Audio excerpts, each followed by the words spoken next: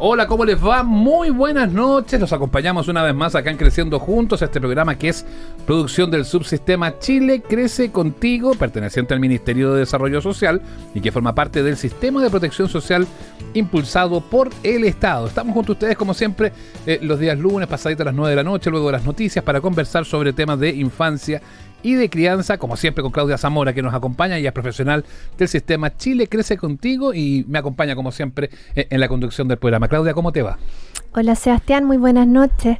Bueno, hoy día tenemos un tema difícil, pero no un programa menos, duro, claro, pero sí, importante. Pero no menos necesario hablar, porque existen hoy día, a esta misma hora, muchas familias que están sufriendo violencia intrafamiliar, los niños, las mujeres, y necesitamos hablar de esto y entender un poco más cómo se puede prevenir, cómo se puede abordar y finalmente qué es lo que podemos hacer para que los niños y las niñas puedan crecer en un entorno libre de violencia y las mujeres y las familias puedan crecer sin miedo también en este proceso. Así que tenemos un especialista hoy día para hablar de esto y aprender. Exactamente, ustedes son importantes con sus dudas, con las consultas. Sabemos que es un tema complejo, pero igual los invitamos a que se hagan parte a lo mejor de contar testimonios. Pueden pedirnos que no digamos los nombres, no hay ningún problema con eso, así que los invitamos a que de todas formas se sumen, conversen con nosotros y que nosotros nos preocuparemos de dar todos los resguardos necesarios, si es que así corresponde. Está con nosotros Tatiana Hernández, que ella es socióloga, investigadora del Observatorio de Género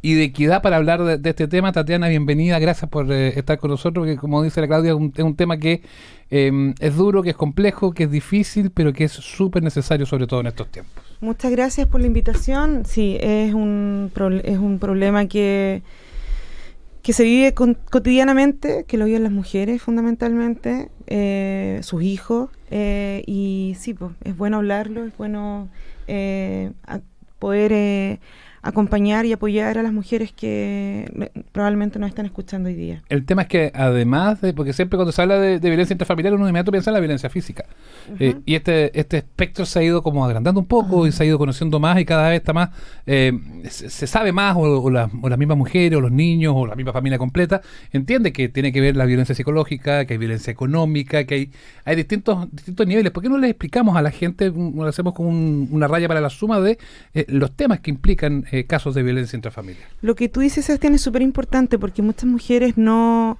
y aquí no estoy responsabilizando a las mujeres, sino que tiene que ver con que no se informa, no se sabe, no ponen el nombre a lo que están viviendo. O sea, ellas creen, como tú dices, y la sociedad cree que la violencia es exclusivamente el golpe, ¿no? Y no necesariamente. O sea, cuando hablamos de violencia de género en las relaciones de pareja, que en Chile le denominan violencia intrafamiliar, estamos hablando de una estrategia de sometimiento continuo de un agresor a una mujer.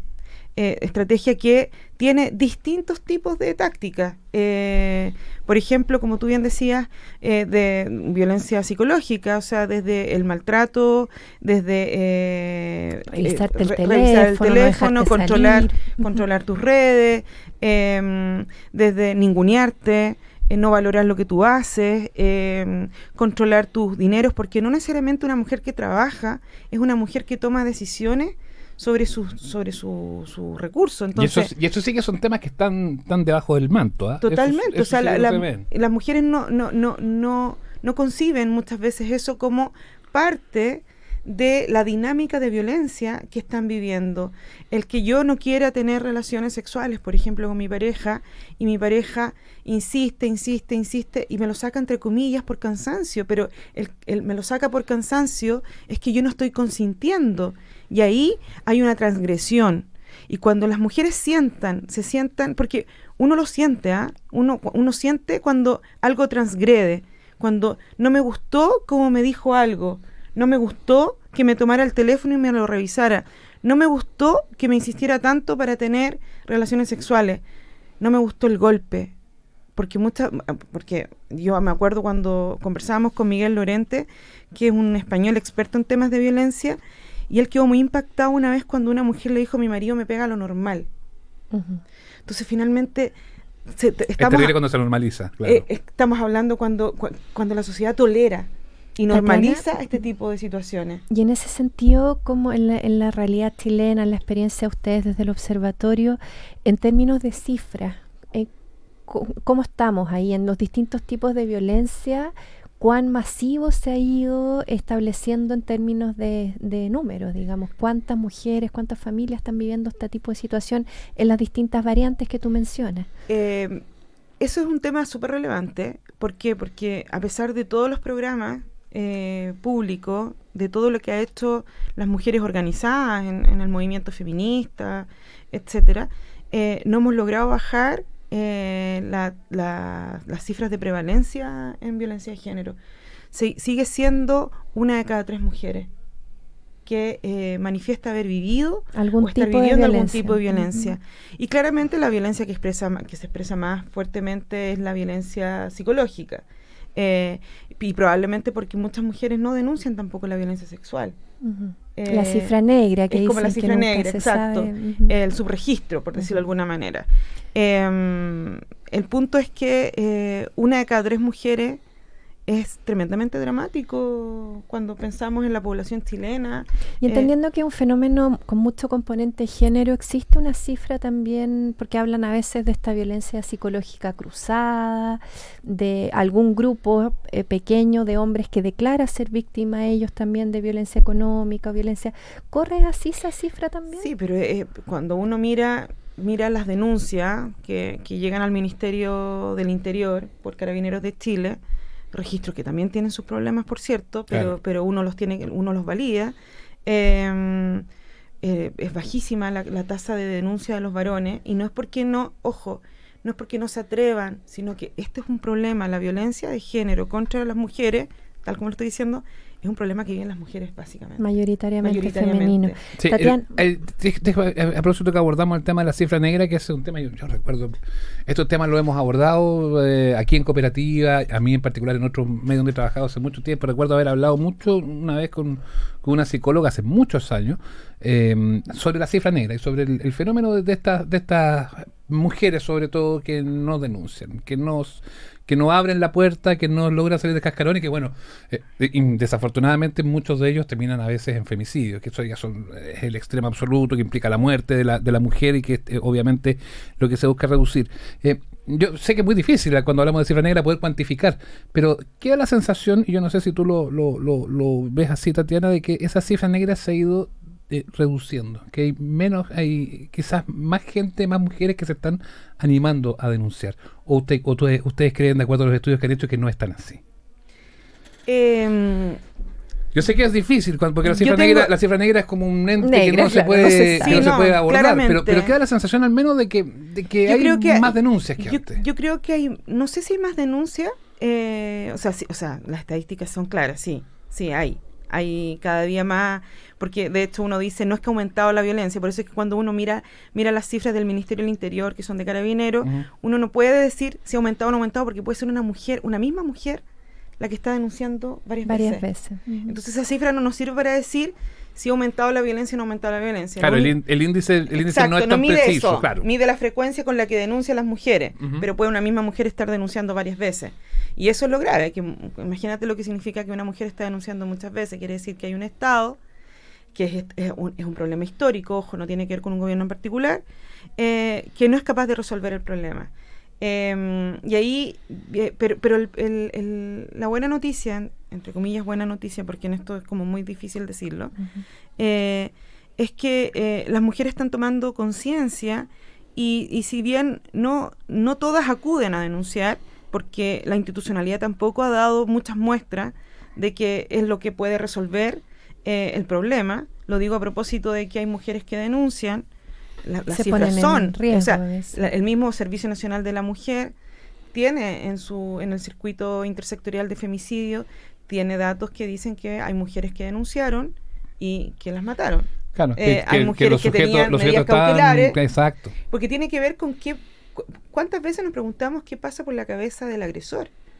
Y si somos capaces de entender de que la violencia es una estrategia de sometimiento continuo, que comienza de una forma, pero sabemos que termina con violencia extrema, con el asesinato de las mujeres, somos capaces de entender de que ese agresor o sea, si yo no tengo un carabinero circulando donde una mujer denunció, es porque no estoy entendiendo el problema que enfrenta esa mujer, el riesgo de vida que enfrenta esa mujer después de denunciar. Claro, lo complejo es que ahí termina siendo bien infiscalizable por el volumen, además, porque es cierto que uno dice lo ideal sería que ocurriera eso, pero tampoco hay tanta dotación para eso, por eso a la larga termina siendo, no, pero es que lo que voy es que termina siendo, y por eso se genera la desconfianza, porque se siente que es infiscalizable y que muchas veces, por más que se haga la denuncia, no va a haber un carabinero viendo los 200 metros o los 500 metros que no se puede acercar la persona va a ingresar, va a abrir la puerta porque seguramente aún va a tener la llave, va a agredir de nuevo y quizás va a terminar matando. Sí, pero el problema está en que finalmente,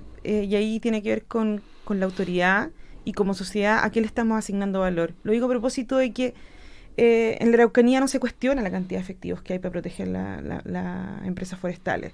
Son cientos de carabineros protegiendo las forestales. Y tenemos a 4 carabineros protegiendo la vida de los civiles, por ejemplo, en Tirúa. Tatiana, y en ese sentido, ¿conoces experiencias de otros países que hayan sido más exitosos quizás en manejar este tema de violencia? En este sentido, que las denuncias a veces han salido muchos casos en la prensa, sabemos que hay muchas denuncias también que pueden llegar a buen puerto, que efectivamente la mujer puede tener un cambio en su vida después de haber hecho ese proceso, pero también existen algunos casos, como tú has contado, que efectivamente ha sido difícil y la respuesta no ha sido efectiva. ¿Cuáles son los países que han manejado mejor esto y que han sido más exitosos? Los que tienen respuesta comunitaria. Los que tienen respuesta comunitaria, los que son capaces de generar círculos de mujeres, los que previenen además desde muy temprano. Okay. Educan. Hablemos un poco de eso. Muy temprano. Cuando tú dices la respuesta comunitaria, porque acá también mientras yo lo escuchaba hablar, yo decía qué vulnerabilidad, qué soledad debe sentir esa mujer que tiene que llegar, comillas, a un externo, al Estado, a la Fiscalía. ¿Qué pasó con su comunidad raíz, con sus vecinos, con su familia, con su entorno en el fondo? Que finalmente esa gente a veces también, mucha gente dice después, no, si aquí sabíamos que había un problema, no, si alguna vez escuchamos. ¿Cuál es el rol que los países que han sido más exitosos le dan a esta comunidad en el sentido también de participar, sea para proteger idealmente o a lo menos para avisar o para alertar? ¿Cómo es? Claro, cuando son países y son estados que entienden que este es un problema que es público, de interés público, son capaces de motivar a la población completa a de que este es un problema que todos debemos, del cual todos y todas tenemos que sernos responsables. Lo digo a propósito de cuando uno ve los registros de la Red Chilena contra la Violencia, que son otros registros bien distintos a los que tiene el Estado de Chile, y uno ve indicadores como si los vecinos sabían o no sabían, estoy hablando de los casos de femicidio, sabían o no sabían si su vecina vivía violencia, y muchos reportan que sí. Entonces uno se pregunta qué hacen los vecinos, qué están haciendo los vecinos, porque los vecinos no necesariamente tienen que entrar y golpear la puerta a ellos y decir qué está pasando, exponerse. Claro. Sí, pueden hacer la denuncia que es anónima. Exacto, ellos pueden llamar por teléfono y decir, por favor, vengan, pero el punto es que cuando uno llama, que lleguen, o sea, porque... y lo digo a propósito de la experiencia propia, de en algún momento haber llamado y llegaron después de 2 horas Carabineros de Chile. Entonces... No tiene muchos sentidos. O sea, tiene sentido sí, porque tú dejas el registro. Y tú ahí tú puedes decir, las mujeres no... Ojo, la Ana Carceo, una feminista latinoamericana, que ella tiene un muy buen trabajo cuando yo te decía el tema comunitario, porque ella hace círculos de mujeres, que las mujeres vayan poniéndole nombre a lo que están viviendo, y además son las otras mujeres las que le dicen cómo lo han hecho para salir de esta relación, de esta dinámica violenta. ¿Sabes por qué te lo planteo que quizás no tiene sentido? Porque a lo mejor en 2 horas esa mujer está muerta. Sí, es que efectivamente es lo que yo le decía a Carabinero, porque lo que decía la Ana García es que las mujeres no están fallando. Las mujeres, si tú las llamas a denunciar, las mujeres van a denunciar. Las organizaciones de mujeres están haciendo lo suyo con lo que pueden, con los recursos que pueden, convocando a marchas, poniendo lienzo, el machismo mata, visibilizando que este es un problema que pone en riesgo la vida de las mujeres y que podemos hacer transformaciones, si ese es el punto. Pero lo que está fallando hoy día, lamentablemente, es la respuesta de quienes investigan, de quienes persiguen el delito, quienes tienen que proteger a las mujeres y quienes tienen que hacer prevención. Y lo digo a propósito de expertas de la Convención para eliminar toda forma de discriminación, le han dicho en reiteradas oportunidades al Estado de Chile: haga educación no sexista, haga que los niños y los jóvenes puedan educarse libre de sexismo. ¿Y a qué me refiero con esto? Que los niños puedan imaginarse que ellos, que en la construcción de su masculinidad no está el punto donde dice usted tiene que someter a las mujeres. Uh-huh. Como rasgo distintivo de la masculinidad potente. Y a las niñas, en la construcción de su ser femenino, no está el hecho de usted tiene que estar siempre ahí, usted todo lo puede, usted tiene que estar dedicada a los otros, a pesar de todo. Yo creo que ese tipo de imaginario, esa construcción sobre los niños y sobre las niñas, es tan poderoso que finalmente es lo que no permite que los niños dejen de ejercer, que los hombres dejen de ejercer violencia muchas veces como formas de resolver conflictos, y que las mujeres no salgan de la relación de violencia en la que muchas veces están. Estamos hablando de violencia intrafamiliar en este capítulo de Creciendo Juntos, porque crecemos también cuando abordamos de buena forma estos temas. Está Tatiana Hernández con nosotros, ella es socióloga, investigadora del Observatorio de Género y Equidad. Vamos a escuchar algo de música y seguimos aquí en Cooperativa. Estamos de regreso aquí en Creciendo Juntos. Estamos hablando de violencia intrafamiliar. Estamos tratando de buscar puntos para poder conversar de esto y para poder buscar salidas. No vamos a dar no solo las salidas, pero al menos vamos a dar algunas señales y algunas cosas que son importantes que la tengas presente. Está Tatiana Hernández con nosotros, socióloga, investigadora del Observatorio de Género y Equidad. Este programa pone el foco en los niños en la primera infancia. ¿Cómo afecta la violencia intrafamiliar? Independiente que muchas veces los niños también son agredidos en esta violencia, pero cuando se observan estos fenómenos, cuando ellos no son la víctima física de la agresión, pero sí psicológica y de otra forma, ¿cómo le llega a los niños? Uno dice, bueno, imagínate que para un adulto es muy duro, para un niño debe ser un calvario, una situación terrible, porque además debe ser muy difícil para ellos poder verbalizar, porque es su padre, es el papá, es como todo lo que tienen muchas veces el ejemplo, y ahí es donde uno dice, bueno, pero ¿cómo? Es una cosa muy compleja de poder plantear, ¿no? Sí, y además, bueno, hay estudios que hablan de los costos asociados, no económicos necesariamente, sino que más bien sociales, de la violencia intrafamiliar, violencia doméstica o violencia de género en la relación de pareja. Y efectivamente, los terceros aquí, los niños, son tremendamente relevantes. Y son relevantes no solamente por el futuro adulto que van a tener estos niños, de haber crecido en un espacio donde el conflicto se resolvía de una manera violenta, sino que el adulto, como cuando ellos lleguen adultos, aprendieron a que así se resuelven las cosas. O sea, hay un trauma, pero además del trauma está el hecho de cómo yo soy socializado, cómo yo aprendo de que esa es la forma en que yo puedo resolver y tengo que resolver los problemas, en la forma en que yo tengo que relacionarme con las mujeres o en la forma en la que yo me tengo que relacionar con los hombres.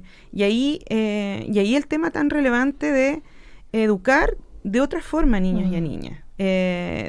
Complementar ahí que en el fondo ser testigo de violencia intrafamiliar es una forma de vulneración de derechos también, de niños y niñas, claro. Entonces efectivamente es como equivalente al maltrato directo, hay varios estudios aunque ellos no hayan sido receptores directos, solo sí, de hecho de verlo ya lo hace receptores. Sí, porque hay un tema ahí que viene desde las neurociencias y hay estudios que muestran que a un niño o niña ver, por ejemplo, que el padre o el padrastro o el hombre golpea a la madre, le genera en el cerebro la misma reacción que si estuviera recibiendo el golpe en sí mismo, el dolor. Qué fuerte eso. Sí, y eso se llama neurona de espejo y es una investigación reciente, pero no tan reciente, ya como 20, 25 años circulando, ese tipo de estudios que han ido avanzando las técnicas de investigación, pero que en realidad esta lógica de pensar que los niños, por chiquititos que sean, aunque sean guaguitas, aunque no puedan hablar, aunque no puedan verbalizar lo que está pasando, adentro de su cerebro eso es equivalente equivalente a que se golpeara directamente a esa guagua o a ese niño o a esa niña.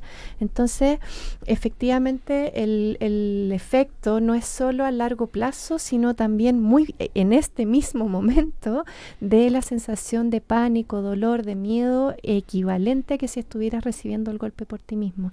Tú hablabas de prevención y de educación, y quizás en este tema es la clave, en el sentido que siempre nosotros promovemos desde Chile Crece que los chiquititos en el fondo no cometan los errores que hemos cometido los adultos. Claro.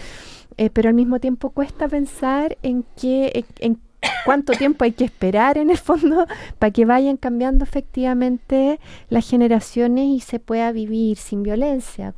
¿Qué has visto tú que funciona en prevención? Hablábamos de este tema de la construcción de roles, pero ¿qué otras cosas funcionan en términos de resolver conflictos de manera pacífica, por ejemplo, o aprender otras maneras de lidiar con el conflicto? Porque es difícil pensar que la vida no lo va a tener. Por ejemplo, cuando cosas tan sencillas como cuando uno, por ejemplo, va al cine con los niños y las niñas, que pueden ser, uno le llama dispositivos de control, pero todos los medios, todo lo que comunica, entre comillas, puede hacer de que sostenga la forma en que el orden que nos damos como sociedad para relacionarnos entre hombres y mujeres, o transformarlo. Cuando los medios son propositivos en este aspecto. Y yo, por ejemplo, ¿qué hago yo con mis sobrinos, por ejemplo, cuando yo los llevo al cine? Siempre les digo, bueno, ¿qué les pareció? ¿Qué les pareció que haya por ejemplo, Star Wars? Que hoy día la mujer que la protagonista sea una mujer.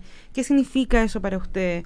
¿Qué significa que hoy día hayan más mujeres superhéroes? ¿Les parece algo extraordinario, o es posible que tu compañera y tu compañera el día de mañana pueda ser una mujer importante para la sociedad? Y ahí reflexionar con los niños, reflexionar lo que ven, lo que escuchan. Y tienes razón, porque efectivamente con niños que han sido educados con esta, como de ver desde chiquititos superheroínas, superhéroes, ver películas con mujeres protagonistas, claro, para los niños no te hace tema, asunto. claro, Exacto, no es tema, es como, ¿por qué lo encontráis raro? Sí. Es uno de los asuntos, y que está bien que hayan esos cambios y que se esté perfilando de esta manera de aquí en adelante. Vamos a hacer una pausa, vamos a seguir hablando acá en Creciendo Juntos de la violencia intrafamiliar. Está Tatiana Hernández con nosotros, está Claudia Zamora, como siempre, también con nosotros. Luego del corte, ustedes son protagonistas. Como les digo, importante poder conocer historias, conocer testimonios. No vamos a decir nombres, si así ustedes lo precisan, no tenemos ningún problema en resguardar ello, pero también si tienen dudas o consultas sobre este tema, también son súper bienvenidas. Aprovechemos esta instancia, como siempre, canal de comunicación que establecemos con nuestros auditores acá en Cooperativa. La pausa y seguimos en Creciendo Juntos.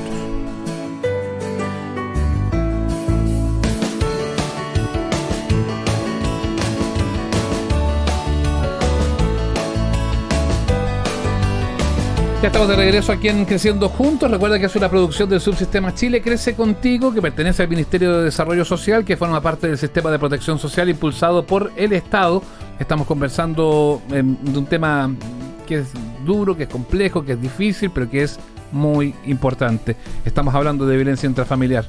Por eso los invitamos a participar en nuestro Facebook Live en Cooperativa, también en Chile Crece Contigo. Pueden conectarse, ya de hecho muchos están conectados con nuestro programa, porque ahora ustedes se transforman en protagonistas. Ustedes van a poder hacer sus consultas, dejar sus testimonios para que hablemos de este tema que de repente es tan duro y que cuesta tanto hablarlo, pero como siempre hacemos los días lunes, hacemos comunidad en torno a Creciendo Juntos, y por eso los invitamos a que tanto en Cooperativa como en Chile Crece Contigo puedan enviarnos su conversación, sus preguntas, sus temas, sus opiniones y también sus testimonios. Estará Tatiana Hernández, que es socióloga, investigadora del Observatorio de Género y Equidad, con nosotros para responderla, y Claudia Zamora también, como siempre, que me acompaña en este programa. Ya, de hecho, tenemos algunas preguntas, Claudia. Sí, Sebastián, hacer comunidad también significa poder hablar de los temas que son más difíciles, y para eso estamos acá hoy. Y tenemos muchas preguntas que hemos recibido por mensaje interno, que está bien también, sabemos que son temas difíciles de exponer en público, pero comentábamos también, y te quería partir preguntando por eso, Tatiana, que los temas de violencia contra la mujer o violencia intrafamiliar o violencia doméstica, con estas distintas nomenclaturas, efectivamente son como mayoría, o sea, una gran cantidad de familias está en esa situación. Tú decías 1 de cada 3 mujeres al menos, sin considerar esta cifra negra de mujeres o familias que uno no se atreve a decir o está todavía normalizando, pensando que esto no es violencia. Podríamos partir conociendo en el fondo cómo es este circuito de la violencia desde lo más cotidiano, que a veces uno dice que te revise los mails o el teléfono, ¿es violencia o no es violencia? Eso que hablábamos antes hay violencia, pero lo aceptable. Claro, o esto como de repente, y eso te vaya a poner para salir, y ¿por qué te vistes así? Como estas cosas que a veces parten muy cotidianas y que finalmente, cuando es una dinámica permanente, se va constituyendo en algo que finalmente puede llegar a ser tremendamente peligroso, incluso para la vida y también para la integridad de los niños que están ahí, de las niñas que están ahí, de la mujer que está en esa situación. ¿Cómo es el circuito de violencia? Sí, más que circuito, la dinámica de violencia. Es importante decir que uno ve la punta del iceberg, ¿no? Uno se asombra, quienes conocen poco sobre el tema se asombra cuando ve mujeres asesinadas, los femicidios, o cuando ve mujeres que han sido golpeadas. Pero en realidad la violencia tiene otro tipo de manifestaciones, y manifestaciones que históricamente han sido más toleradas y que no se le han puesto nombre para poder identificarlas como parte de la dinámica de violencia que viven las mujeres al interior de sus hogares o en una relación de pareja. Cuestiones de carácter psicológico, por ejemplo, el maltrato psicológico, que va desde humillaciones, de no valorar lo que la mujer hace, de controlar todo lo que la mujer, querer controlar todo lo que la mujer hace, desde cómo se viste, como decías tú, las llamadas que recibió, los WhatsApp, el Facebook, es algo muy característico, sobre todo en las relaciones menos formales de pololeo en los jóvenes, por ejemplo. O otro tipo de situaciones como la violencia económica, que básicamente tiene que ver con tener a un otro que determina en qué te puedes gastar tu plata incluso. Cuando yo termino con la relación de pareja, no les dan la pensión económica, la pensión alimenticia a los niños, etcétera.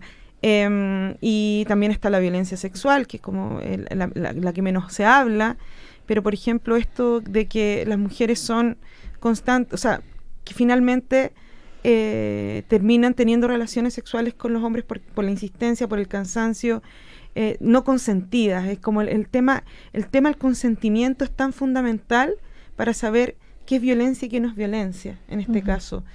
Cuando las mujeres sienten que no están consintiendo o lo dicen, no quiero. Y eso no es suficiente. Y eso no es suficiente para el hombre, para decir, bueno, no lo hago. Y muchas veces las personas, las mujeres, las sociedades, toleramos y naturalizamos, normalizamos este tipo de violencia. Y creemos que todo lo otro es violencia, los golpes, el femicidio, etcétera. Y no, esto parte mucho antes. Estamos hablando de una historia de violencia. Por eso es cuando una mujer va a denunciar, no es un delito cualquiera el que denuncia, por ejemplo. Ahí quienes toman el relato tienen que ser capaces de mostrar que hay situaciones que vienen quizás de cuánto tiempo y distintas manifestaciones, que es el punto. Sí, saludo a quienes están viendo el programa y que nos saludan y que agradecen el tema, a Geraldine, a Sebastián, a Cecilia.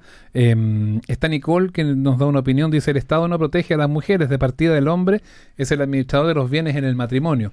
Es lo que nos plantea ella como elemento para sumar aquí a la conversación que tenemos en Creciendo Juntos. Es interesante lo que plantea ella, porque ella de alguna manera muestra que aquí estamos hablando de algo que es estructural, de algo que más bien obedece a un orden social donde las mujeres vivimos violencia en la casa, en la calle, cuando somos niñas, el abuso sexual, cuando tenemos una relación de pareja, en la relación de pareja, en la universidad, el acoso sexual, el abuso sexual, etcétera. Y ella está diciendo, ojo con las normas.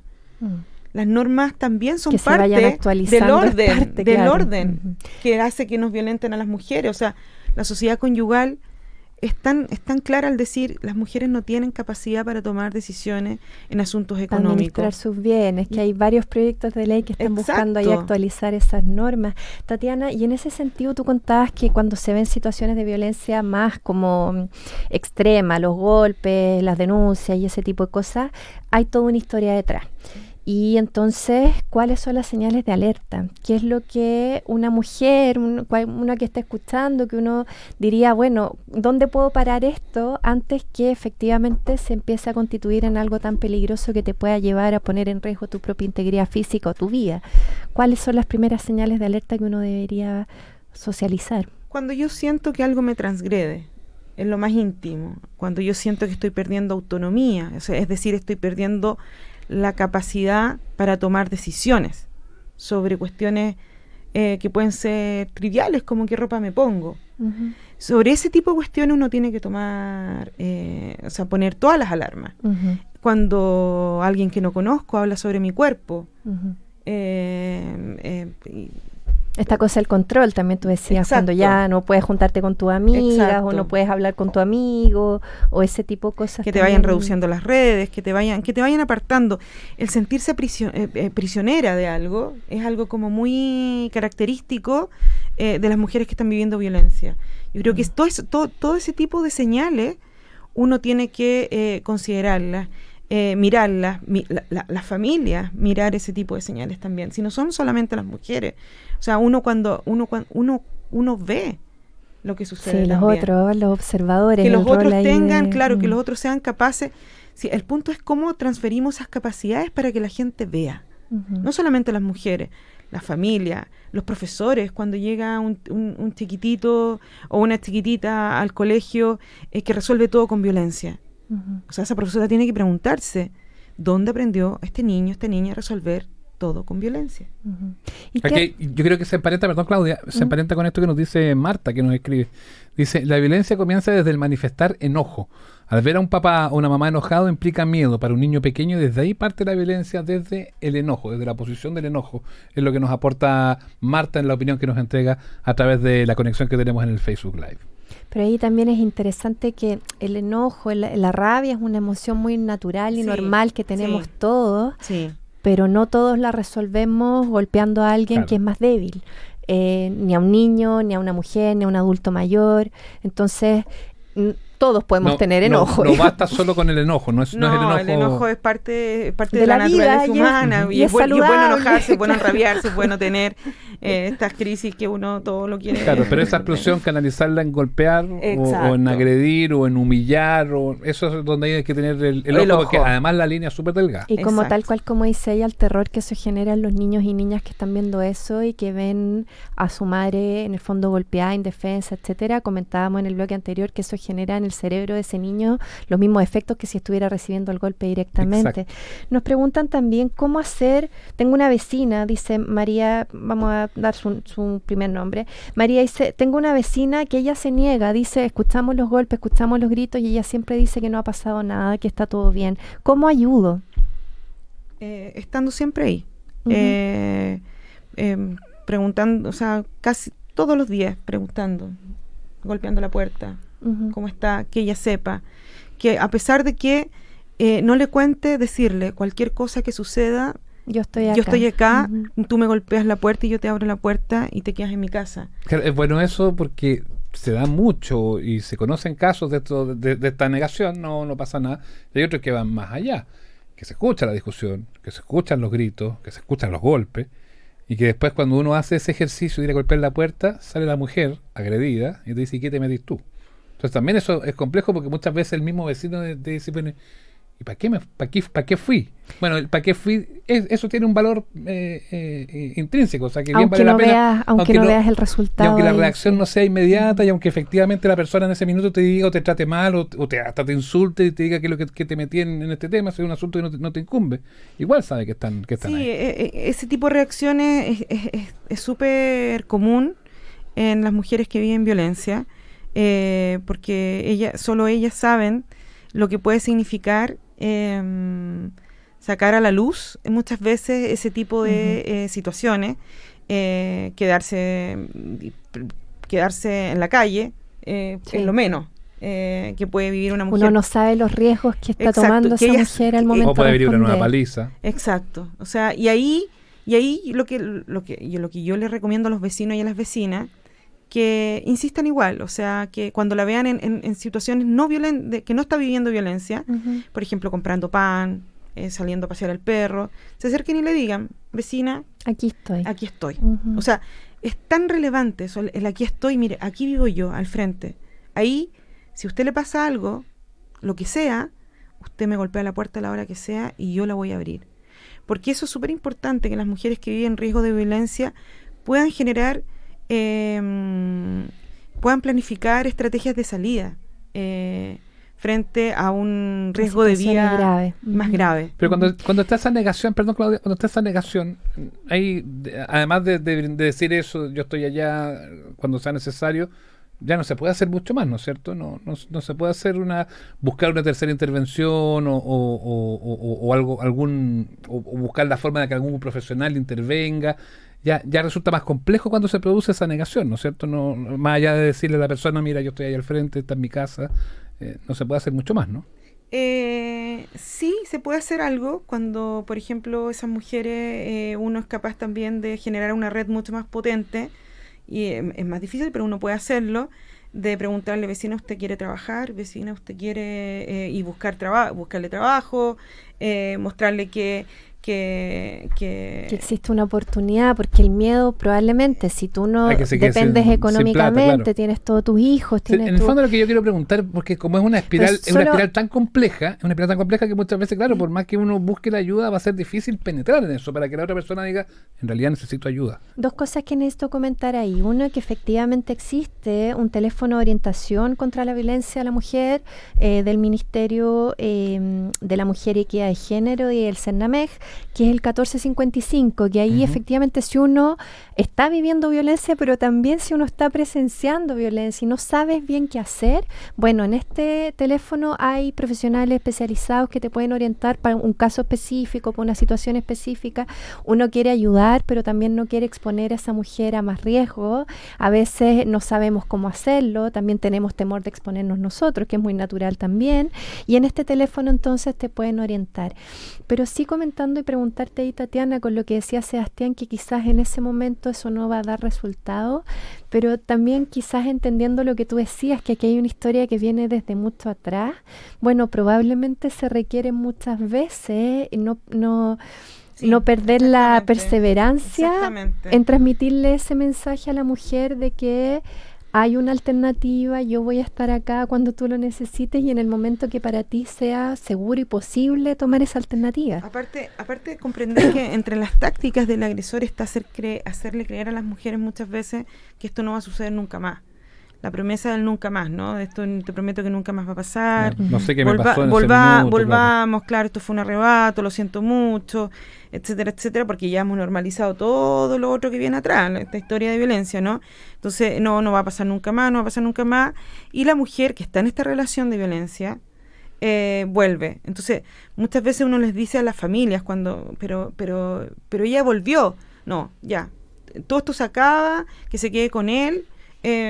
No, el llamado es a la familia a decir: ella muchas veces va a ir y va a volver. El punto es que la mujer tiene que saber que siempre va a Que tiene contar una opción. con la opción de la ayuda de las familias, de las vecinas, de las amigas. Entender de que salir de la relación, de la dinámica de la violencia, del control al que ha estado sometida esta mujer por tanto tiempo, es muy, muy difícil. Por eso que hay que estar siempre ahí. Siempre decirle a la mujer, ahí estoy, ahí estoy. Ahora, la mayoría de las mujeres que sale de la relación de violencia tiene que ver con otros terceros relevantes, que son los niños. Cuando ellas ven cuando ellas ven que la violencia está afectando afecta a ellos, a sus hijos y a sus hijas. Cuando el hombre ya no la golpea a ella solamente, sino que golpea a los niños o a las niñas, o ver a sus niños con terror. Aparte, lo que nos decía la Claudia hace un rato es brutal, eso de que para los niños termina siendo casi cuando ven la agresión a su mamá, el efecto en el cerebro es el mismo. Sí. Es igual que recibir el golpe sobre ti, sí. Y eso es muy importante en el caso de guaguitas y niños pequeñitos que no pueden hablar, que muchas veces uno tiene el mito y la fantasía, que puede ser una fantasía porque es muy difícil la situación, pero es importante establecer que es un mito, que las guaguitas no se dan cuenta, o que los niños pequeñitos que son no tan se dan chiquititos, cuenta. Se dan cuenta y su cerebrito recibe ese golpe como si fuera a sí mismo desde muy pequeñito. Mira, Carolina, un testimonio y otra pregunta que nos va a hacer ahí la Claudia. Dice, creo que podemos contribuir, lo dice Carolina, creo que podemos contribuir a la sociedad criando hijos en base al respeto. Finalmente nuestros hijos copian las reacciones de los padres, es lo que nos dice ella. Sí, una pregunta parecida es la que en el otro extremo, en el fondo hablemos un poquito de prevención también después, pero nos pregunta Pedro, ¿qué funciona con los agresores? ¿Se puede cambiar? Hay estudios que dicen que sí y hay otros estudios que dicen que no, pero depende también de el grado, si uno pudiera gradualizar, se podría dar una escala. En la escala en la cual está este agresor. Yo, por ejemplo, estoy convencida y no renuncio a la idea de que en las universidades uno puede reeducar a los hombres jóvenes, que en el colegio uno puede reeducar a los hombres jóvenes, uno puede desinstalar ideas e instalar otras ideas que vayan a la lógica del respeto, de valorar a las mujeres, a las personas con las que yo me relaciono.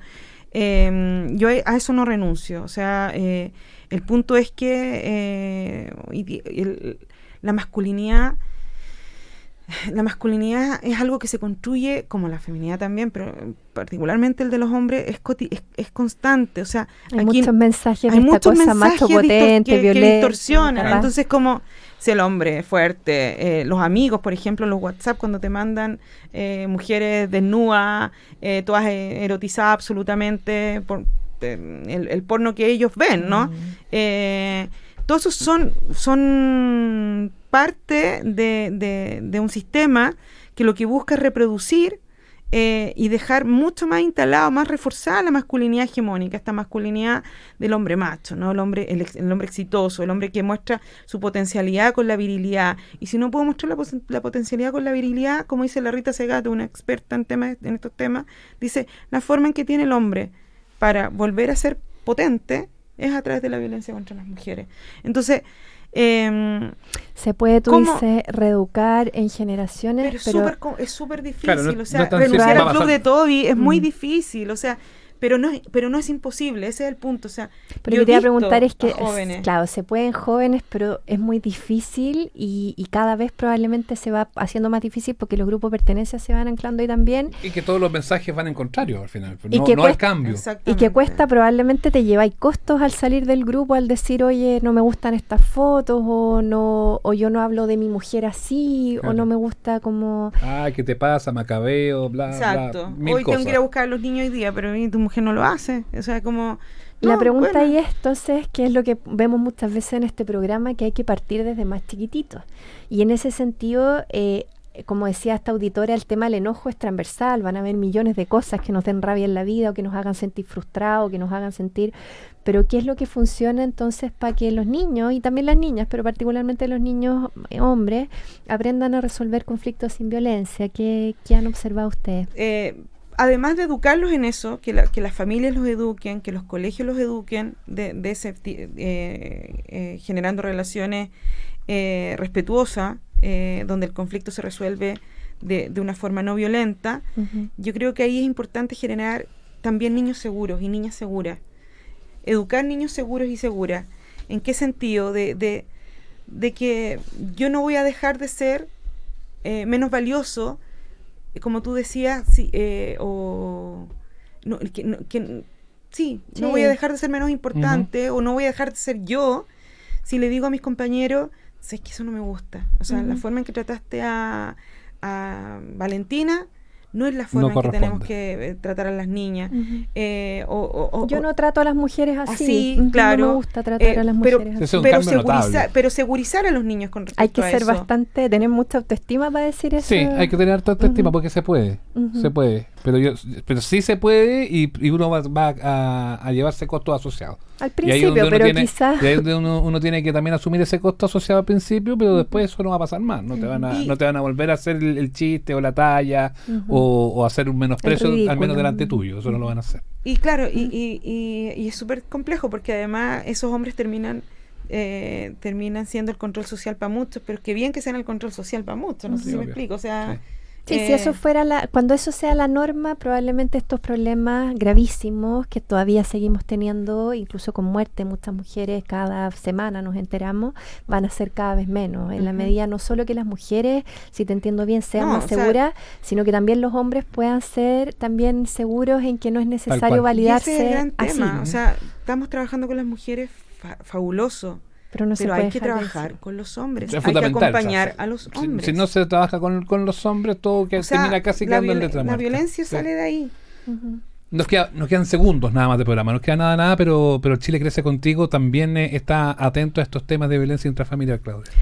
Muchas cosas ahí. Lo primero es que prevención, desde Chile Crece Contigo, en el fondo desde pequeñitos, niños y niñas, jugar sin juzgar, que los niños y niñas puedan experimentar diferentes tipos de juegos y juguetes desde muy chiquititos para avanzar en lo que dice Tatiana, de que uno pueda construir relaciones posteriores menos asimétricas y menos violentas también, pero para mujeres, para familias, para vecinos, para profesionales que tienen casos de mujeres con violencia intrafamiliar que están sufriendo violencia, lo primero es saber, como mencionábamos, fono del CERNAMEG, el 1455, se puede llamar desde cualquier teléfono, aunque no tenga saldo en el celular. Claro. Funciona como un teléfono de emergencia. Pero también para orientar en temas de crianza, y si uno, como decía Tatiana, a veces no está segura si esto es violencia o no es violencia, también la invitación ahí al Foninfancia, particularmente en las situaciones que tienen que ver con los niños. Hay un equipo especialistas ahí que te puede orientar en el 800-200-818, que también es un número gratuito. Lo principal acá es que podamos hablar, podamos sacar estos temas, como tú decías, dejar de dejarlos debajo de la alfombra y ponerlos sobre la mesa, que es la única manera en que podamos avanzar. Por muy dolorosos que sean, porque siempre son muy dolorosos estos temas. Bueno, ha sido un programa quizás distinto, de todas formas agradecemos la participación, los testimonios, las opiniones que nos han dado nuestras amigas en particular que han estado conectadas con nosotros acá a través de nuestras redes sociales. Le agradecemos también a Tatiana Hernández, siempre muy lúcida, socióloga, investigadora del Observatorio de Género y Equidad, que nos ha aportado también su punto de vista en esta jornada. Gracias, Tatiana. Muchas gracias a ustedes por la invitación. Claudia, nos vemos la próxima semana. Indiquemos los canales de comunicación, porque esto, si bien termina ahora nuestro programa, quedamos conectados los 365 días del año. Sí, siempre por nuestras redes sociales de Chile Crece Contigo, Facebook, Instagram y en www.crececontigo.cl. Por mi lado, cooperativa.cl, el minisitio de Creciendo Juntos. Ahí puedes escuchar este y todos los capítulos de este ciclo y de los ciclos anteriores. Un placer, como siempre, encontrarnos. Esto fue Creciendo Juntos en Cooperativa.